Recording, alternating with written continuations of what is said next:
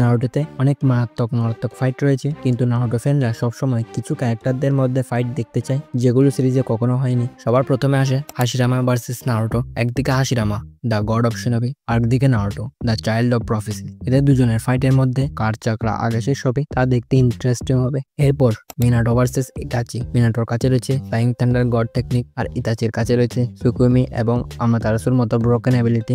এরপর Itachi versus জিরায়া, যা সিরিজে হতেও হলো না, যখন ইতাচি আর কিসামে নারুটোকে ক্যাপচার করার জন্য এসেছিল, যেখানে ইতাচি তার আমাতারাসু ইউজ করে পালিয়ে যায়। এরপর ওবিতো ভার্সেস ইতাচি। এই ফাইটটিতে শারিঙ্গানের ব্যাটল হতো, একদিকে সুকুমি আর আমাতারাসু এবং অন্যদিকে কামন। এরপর পেন ভার্সেস ওবিতো। পেনকে ওবিতোই ম্যানিপুলেট করেছিল। যদি এদের ফাইট হয় দেখতে ইন্টারেস্টিং হবে। পেনের সিক্স পাতের সাথে ওবিতোর কামোয়ের লড়াই। এরপর সব থেকে সেরা ফাইট হতো মাদারা এবং ইতাচির মধ্যে। একদিকে Madara the ghost of the Uchiha, যাকে স্ট্রংগেস্ট উচিহাও বলা হয়, আর অন্যদিকে ইতাচিও কোনো দিক দিয়ে কম যায় না। এই দুজনের ফাইটই একটি লেজেন্ডারি ব্যাটেল হতো। তোমার মতে এই ফাইটগুলোর মধ্যে সবচেয়ে ইন্টারেস্টিং ফাইট কোনটা হতো? কমেন্টে জানাও।